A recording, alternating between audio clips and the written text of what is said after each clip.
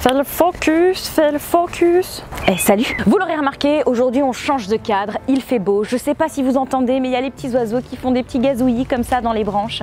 Bref, l'été est bientôt là et je vous invite à sortir vos citronnades puisqu'aujourd'hui j'ai envie de vous présenter 10 lectures qui pour moi sont parfaites pour cette période. Et je ne sais pas ce qu'il en est pour vous, mais personnellement, l'été je ne demande que quelques petites choses à mes lectures. J'attends que celles-ci soient rafraîchissantes, qu'elles ne soient pas trop prises de tête et qu'il y ait quand même une petite part de romance là-dedans. Bon, alors je sais, vous allez me dire que je demande toujours à ce qu'il y ait de la romance dans mes lectures, mais encore plus l'été, voilà.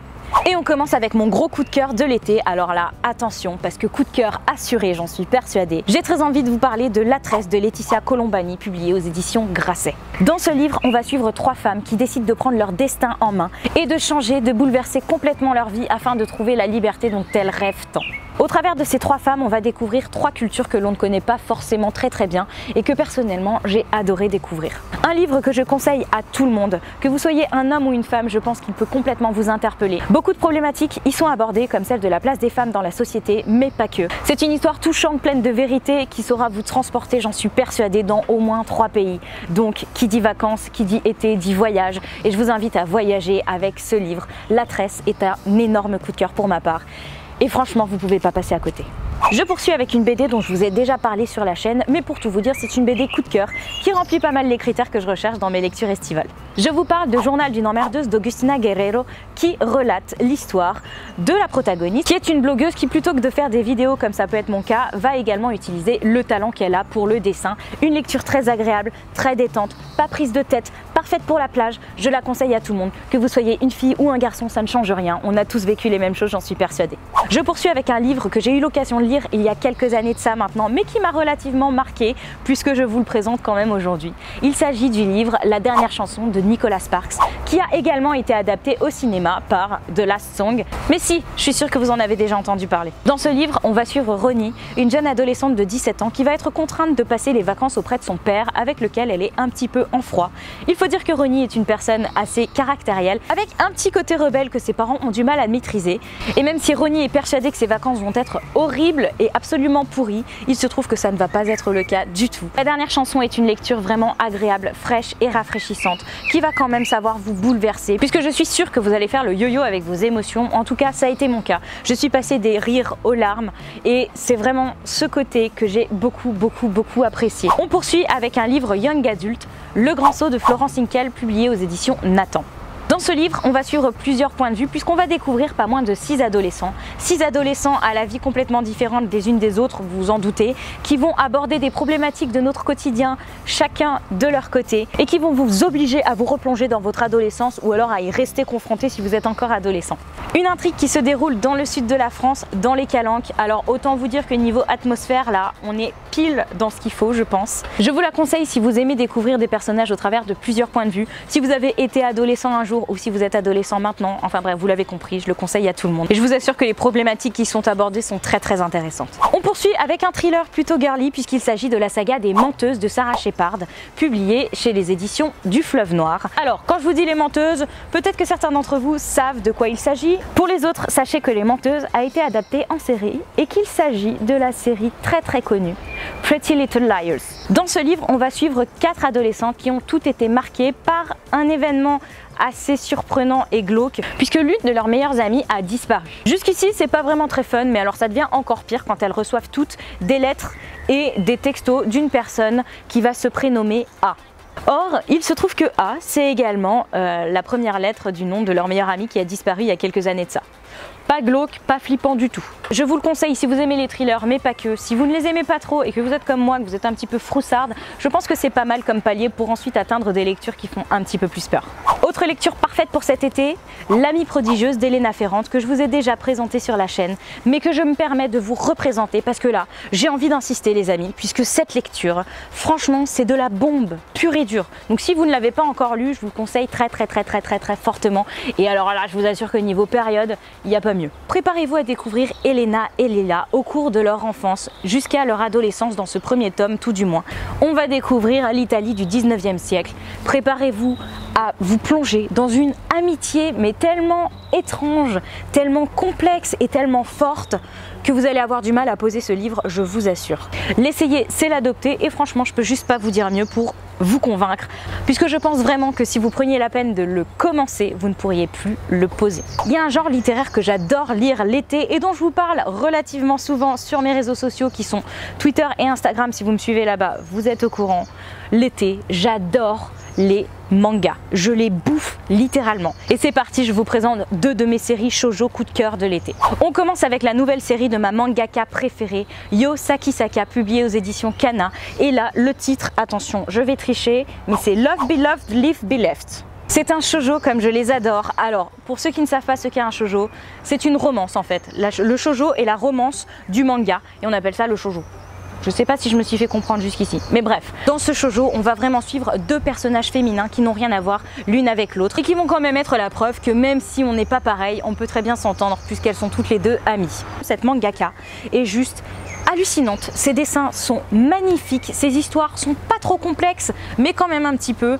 Et bref, si vous aimez les shoujo en général, je suis sûre qu'elle saura mais vous convaincre qu'elle est faite pour ça tout simplement. Et je le conseille à toutes les personnes qui aiment les mangas, mais pas que. Si vous n'aimez pas les mangas, je suis persuadée que Yo Sakisaka saura vous convaincre que c'est un genre littéraire qui vaut le détour.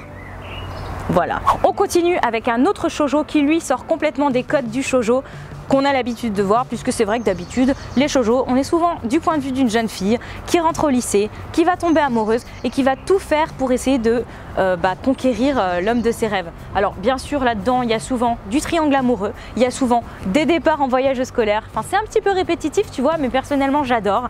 Et là, ce manga-là, je l'aime d'autant plus puisqu'il sort complètement des sentiers battus et on n'est pas du point de vue d'une jeune fille, mais du point de vue de plusieurs garçons. Et on voit tout ça, mais du coup, de manière complètement différente. C'est très humoristique, c'est du shoujo, donc il y a de la romance, mais pas tant que ça prend pas le pas sur le reste de l'histoire et on découvre la vie de ces adolescents. Enfin bref, c'est génialissime. Il s'agit de Rainbow Days de Minami Mizuno. Vous l'avez déjà vu puisque je vous ai mis toutes les informations relatives à ce que je viens de vous dire juste ici, n'est-ce pas? Et c'est publié chez les éditions Kazé. Enfin bref, un gros coup de cœur, je vous le conseille très très fortement. Un genre que je préfère lire en automne mais qui ne boude pas son plaisir en été également, le fantasy. Et je vous propose de lire avec nous, bah oui, puisque j'en profite pour le placer. Vous êtes au courant, on a un club de lecture avec les Booktubiatch qui s'appelle les Moldus de lecture. Et tous les 3 mois, on organise une lecture commune qui se clôture sur un live. Ce live-ci se passera sur la chaîne de Moody le 18 juin à partir de 18 h en compagnie de l'auteur. Et il s'agit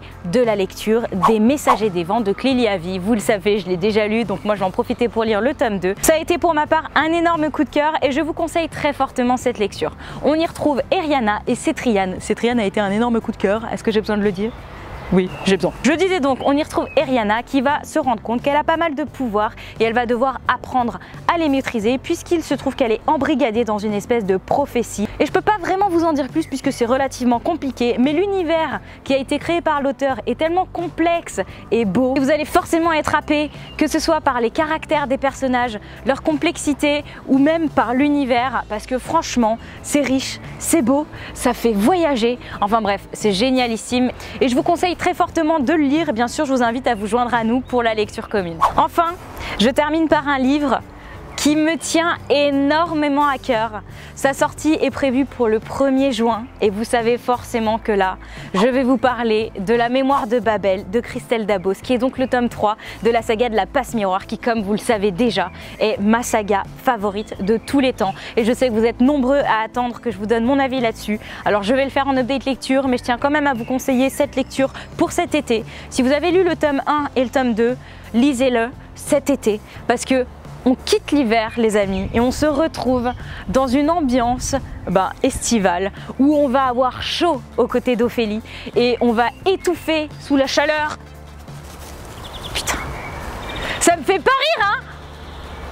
Putain, il m'envoie la balle dans la tronche en plus. Et je peux pas vous en dire plus, mais vous savez déjà que cette saga, je vous en parle énormément, mais c'est pas pour rien. Et je suis désolée de vous rabattre les oreilles avec ça, mais je pense vraiment que toutes les saisons de l'année sont propices à la lire. C'est juste un truc de folie, un truc de folie. Et chaque tome est meilleur que le précédent. Et voilà, en fait, je sais pas quoi vous dire, j'ai juste envie que vous le lisiez. Donc voilà, je le place même dans mon conseil lecture de l'été. Mais parce qu'en plus là, ça s'y prête vraiment. Enfin franchement, je vous mens pas. Mais le 3e tome, je le lirai pas en hiver, tu vois. Je le lirai vraiment en été pour le coup, parce que là... on est dedans quoi. Ça a été encore un énorme coup de cœur et je ne peux que le conseiller à absolument tout le monde, que vous soyez adolescent, que vous soyez adulte, que vous soyez tout petit bambin. C'est merveilleux, c'est une histoire qui s'adresse autant aux jeunes comme aux moins jeunes, aux personnes qui aiment le fantasy comme aux personnes qui n'aiment pas le fantasy. C'est du fantastique qui est mêlé avec du thriller, ce qui fait qu'il y a du suspense, enfin bref, c'est génialissime et peu importe vos goûts, je suis sûre que ce livre saura vous convaincre. Alors laissez-vous aller et lisez La Passe Miroir et surtout lisez le tome 3, savourez-le les amis, parce que je sens qu'on va en chier là pour l'attente pour le tome 4. Bon, enfin moi je vais vraiment en chier et voilà, j'avais juste envie de vous en parler aujourd'hui parce que, enfin je sais pas si ça se voit mais genre j'ai presque envie de pleurer tellement ça m'a... Il m'a embarqué ce bouquin et je vais vraiment chialer en fait, ça craint. Bref, j'arrête là, c'est tout pour cette vidéo. J'espère qu'elle vous a plu. Je vous souhaite de passer d'agréables moments avec vos lectures, de profiter du soleil et je vous dis à très vite pour de prochaines vidéos. Bye!